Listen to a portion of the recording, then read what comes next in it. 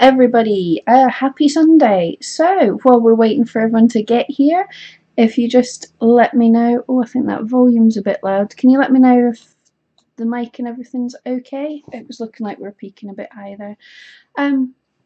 Yeah, happy morning, afternoon, evening, wherever it is in your time zone. Thank you for joining me if you've managed to get here. Just managed to make the stream myself. I was over in Edinburgh with friends for a dog walk and I thought, yeah, I'll get back in time. It's been a crazy dash to get here and I'm literally just in the door and streaming. So this is the least prepared I have been ever. But anyway, hi, I'm Pam Duthie and I'm here to help you craft your career with creative marketing and crafty tips and tricks. It's so much easier in an edit when I can cut all of that out. If you haven't been here before, welcome. Please consider subscribing. Every week I give tips on marketing, especially for your Etsy shop, and we have fun needle felting and other tutorials. And Sunday, today, we have our live stream where I get a chance most weeks to have a look at some other artists' work, and once a month, today, we're going to have a wee look at my own Etsy shop stats, so you can have a realistic look at what kind of figures a person can have through the year. I know some people don't like talking about money and some people like to see it. I just thought there's been some people I've followed over the years and I really appreciated seeing how they were doing. And according to Etsy Rank, my shop, Ben McFuzzy Lugs, is actually in the top like 7 or 8% of Etsy sellers. So although I don't feel like I'm totally massive, it just gives you an idea of what could be realistic goals for you for what your shop could make. And hopefully if we all work together, then we can all grow together. Excuse me. So has everybody had a good week this week? How's sales and everything else? How are we all doing?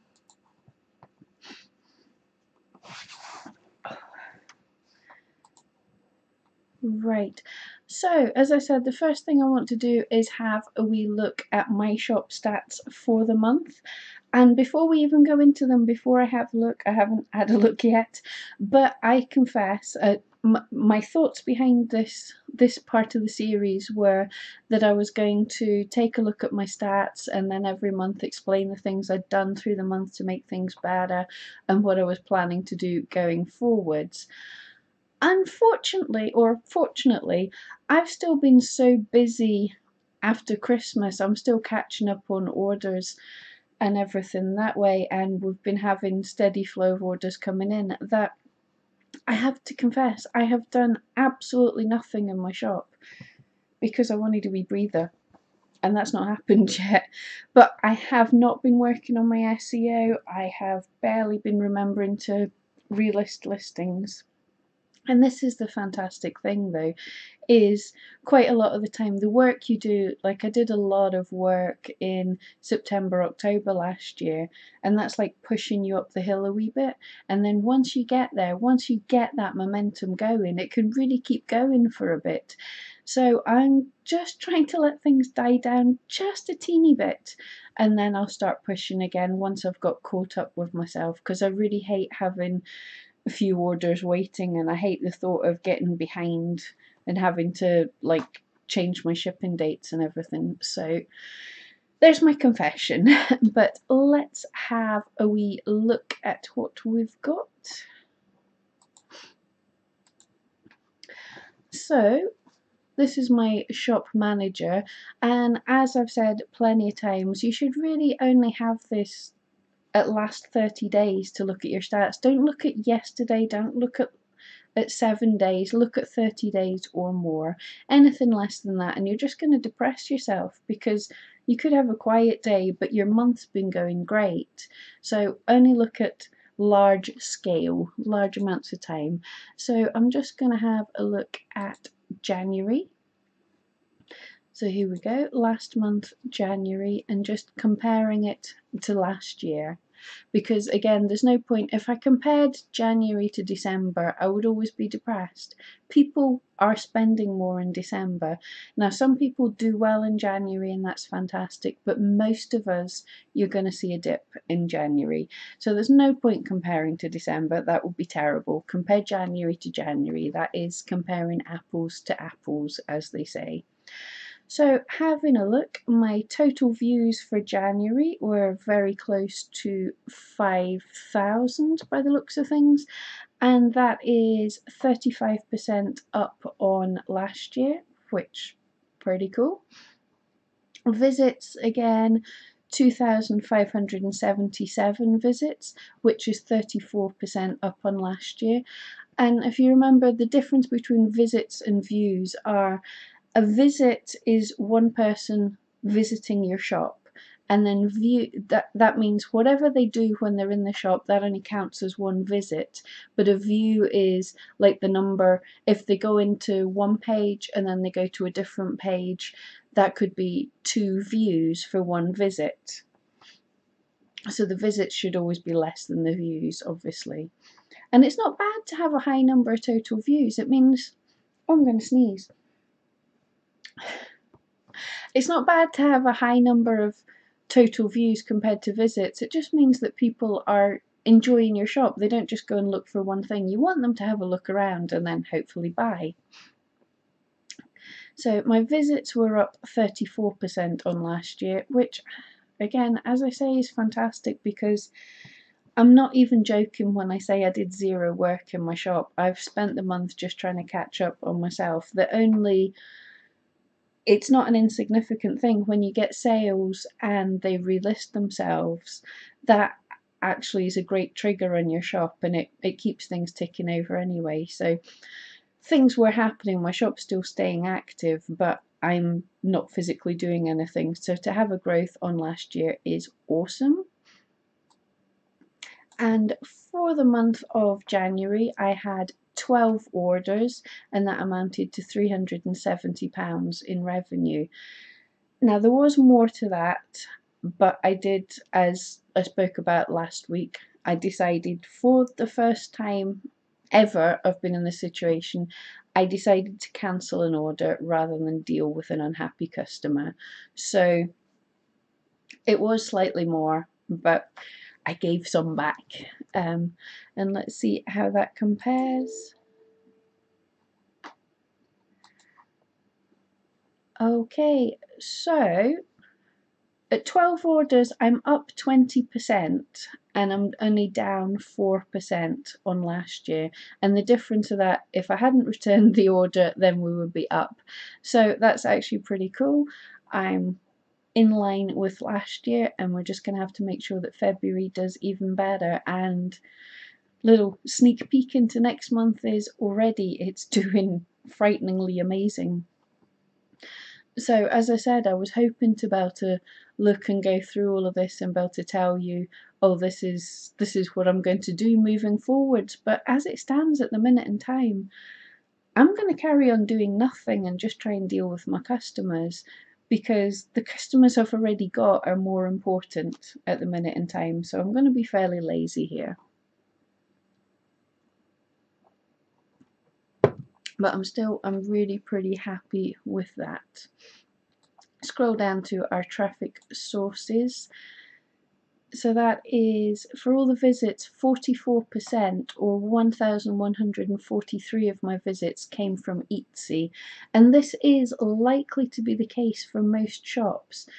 This is something I'm going to talk about in the future, about whether you should open your own website or go to another place or anything like that. Now, if most of your traffic is coming direct, it's not coming from Etsy, then it is possibly a good time to open another shop. But for most of us, actually, Etsy is driving us a lot of traffic. You know, it's a place where crafty people are, where people who are more likely to want to buy crafty items and to actually spend a bit more money on them as well. You know, this isn't eBay where let's face it, it's where you go for a bargain. Here, there are crafty people who understand about craft and are likely to spend a little bit more. So it's actually a good marketplace to be in, and probably for most of us, Etsy is going to be your main source of traffic.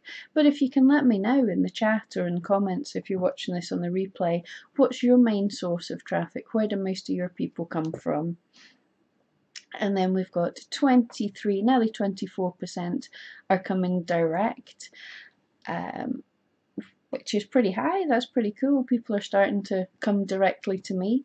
That's good when you get a name out there is what you want, building up your brand so that people are looking actually for you instead of just randomly Googling for other things.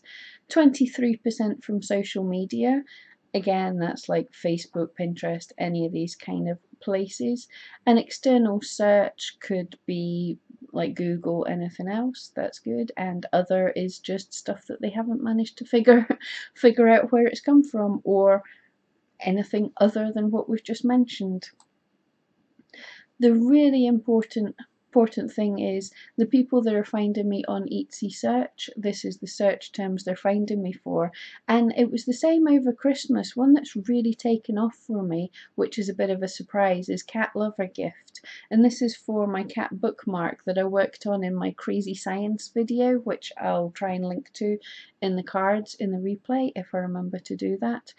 But I had never thought of Cat Lover Gift as just a tag I'd thrown in there. I hadn't thought of it as an important gift because it seems too broad for me.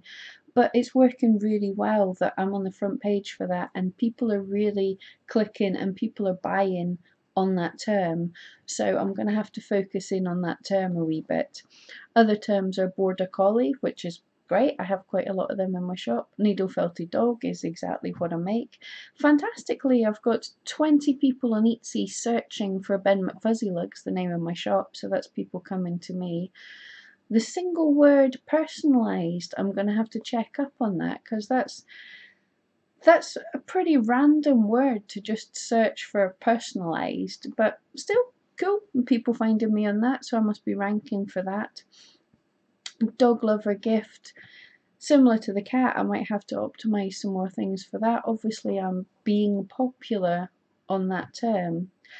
The fact I'm being found on Bookmark is pretty awesome because that's a really difficult term, but I do well when I'm ranking for that. So my cat bookmark has been selling quite a lot, so that's getting it up in the rankings. So I'll maybe have to work on that a bit more once I get a bit quiet. Cat bookmark again, felt dog, and personalised spelt the English way. So that's really random. I'm going to have to look into that. But totally cool. Again, the websites where people are coming from, it's mainly from Etsy. I always get high traffic from Pinterest because my bookmarks, people share them quite a lot, which is really cool. And I'm now getting in some fair views from YouTube, which is pretty cool. And this is, you want to mainly try and build your presence on the platform that you're on. So on YouTube, I'm not trying to send you all the way to Etsy. On Facebook, I'm not trying to send everyone away to Etsy and vice versa. Oh, I said Etsy right. Etsy. Excellent. I'm not trying to send people away from these platforms. I'm trying to build up the presence on each platform, but they can sort of cross-pollinate each other a little bit as well. So as I'm getting a bit, people are finding me on YouTube, they're also coming over from there to Etsy, which is fantastic. And the page is viewed. So this page, Etsy listings, this is just where they've searched, where they just find one listing rather than your actual shop itself. So it's usually going to be a lot more people are heading for one listing than they actually land on your main shop. But still, 650 people in my main shop straight away, which is pretty cool. And always want to have a jump into listings as well, because this tells you your most visited listings, as it says. So we want to find out.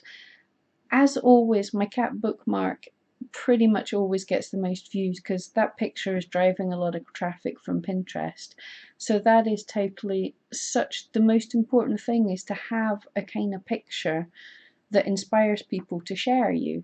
Pinterest is fantastic. I've not found it so great for like me personally using it and people interacting with what I'm doing, but I find it great for other people pinning. If you've got an inspiring picture and then people pin that and then other people find you that way.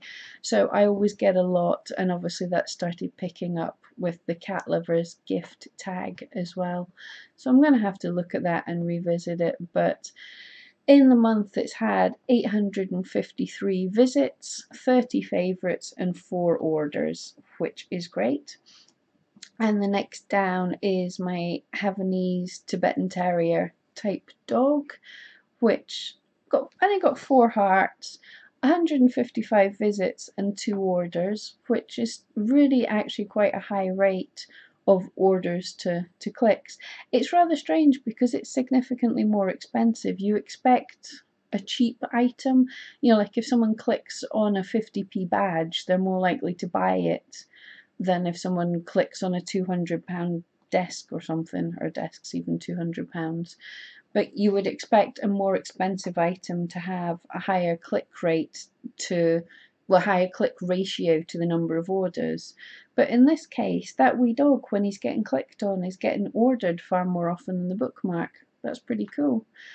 Yeah, but there's the listings there, so useful.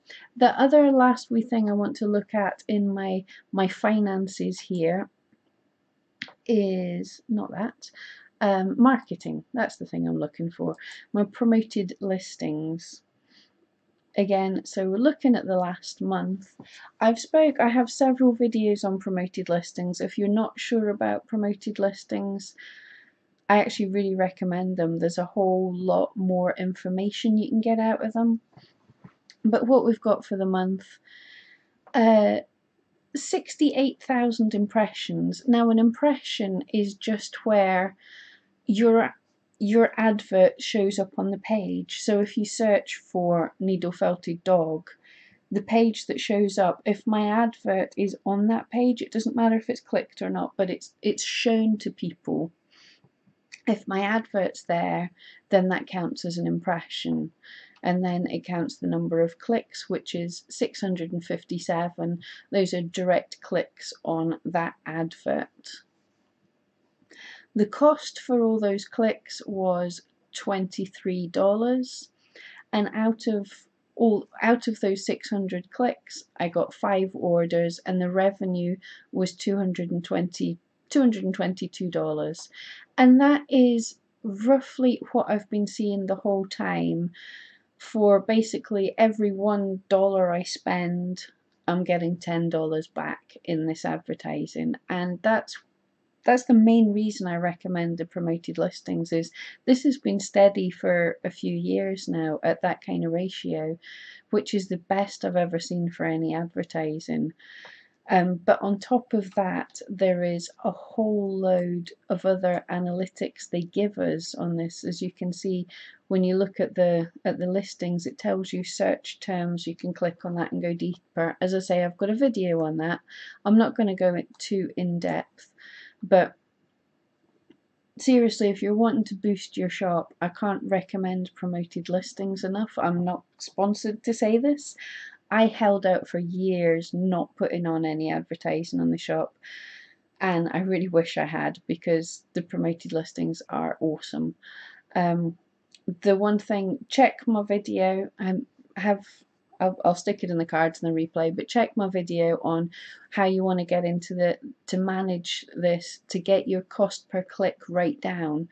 Because if you leave it in the settings they set you up with, you're gonna blow through your budget straight away, and you're not going to get many clicks for that. But if you turn down your cost per click for each item, then your item gets seen a whole lot more at the time when there's more people there, and you're not going to spend through your budget. As you can see, mine are running constantly on all my listings, which is between 200 and 400 listings. I'm not sure, because there will be some I've not reviewed.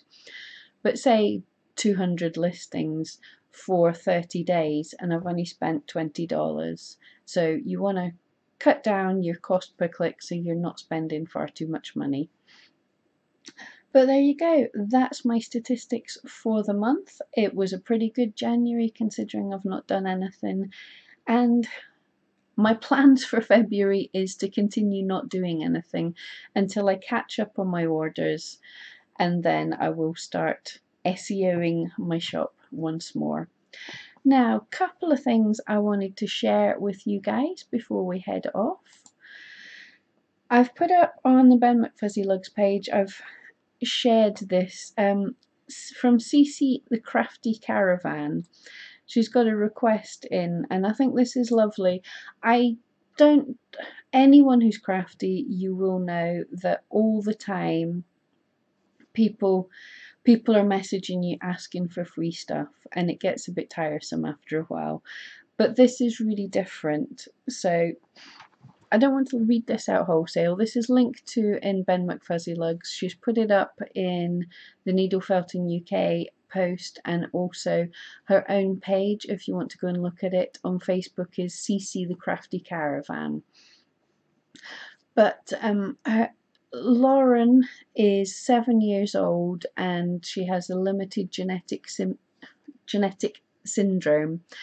And she's having adaptations to her bedroom space, and what they want to do for her is build a 3D tree for they're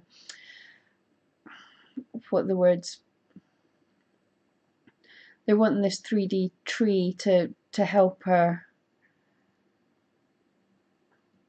You know when you lose the words that you're wanting to say, a kind of stimulation type thing, and also to teach her about seasons and lots of different things. It sounds like a wonderful project, and what they're asking for is for us needle felters, if we would like to have, well, it's not just needle felters, excellent, yeah, needle felters, crocheters, quilters, anyone like this, I'm sure she'll accept any kind of textile art, looking for no smaller than 3 inches and colours of any seasons of trees, even white for winter. She's looking for some leaves 3 inches or larger for this project for Lauren. She's offering she's not asking us to spend much money on doing anything, just scraps of colours that we have around. If everyone's got a few minutes that they can make a leaf or two and send it to Lauren. And I think this would be a fantastic project to have this like sensory wall that's a tree in it. It's going to help this little girl, but literally, you know, it's not going to take as much time. So if anyone wants to get involved in that, pop over to CC's Facebook page. I think it's an awesome thing. I will be making some leaves myself, and I can't wait to see this when it's finished, because it's going to be like so many different crafts.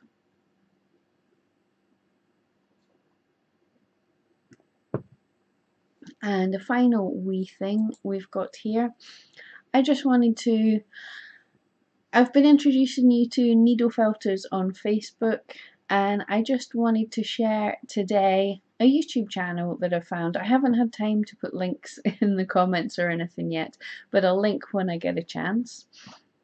But this is a YouTube channel that I've been following, and she's a needle felter and a few other crafts, but predominantly needle felting, and it is Bink Bonk.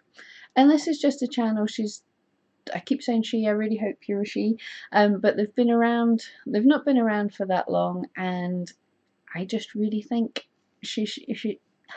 I just really think they're going to be blowing up really soon. Really deserves to be doing so much better than they are at the minute. This is the cutest crafts, cutest little needle felting tutorials. So if you're looking for some more little projects to do, I think the work is super.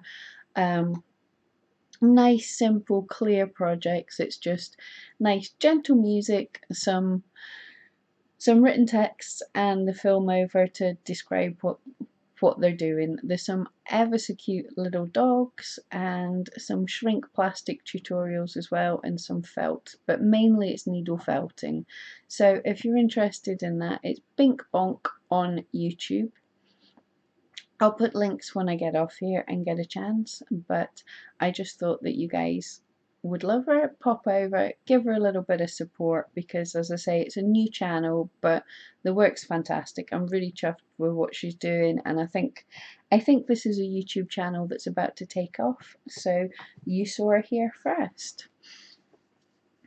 Okay, I think I'm a bit worn out. As you might be able to tell, I'm kind of talking 200 miles an hour for me today. Like I say, I was over the other side of the country meeting some friends for a dog walk, and I thought I would have plenty of time to get home, but of course we started gabbing. So literally last minute I got in the door, set up the live stream.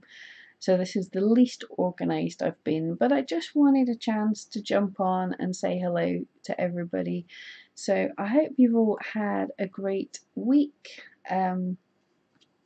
I think I'm starving, so I think that's going to do for us for just now. Thank you all so much again for hanging out with me. I hope you've had a great week. I just want to thank you all as well for the support on my YouTube channel. You guys have been awesome, and it's your support that makes it what it is. Next week I will be doing another in-depth shop review when I've got a bit more time to, like I say, they take a bit more time to do. Also, we'll be looking at some more Facebook pages and hopefully pointing you in the direction of some YouTube videos. I've got some great plans for the week ahead, so don't forget, come back on Monday for Eatsy Tips, where I'll be introducing you to a new marketing guy who I think you might like. Wednesday and Thursday for needle felting, craft equipment reviews and needle felting tutorials, and Sunday again, like I say, for the shop review. So thank you all so much for joining me. I hope you had a fantastic week, and next week's going to be even better. So I'll catch you later.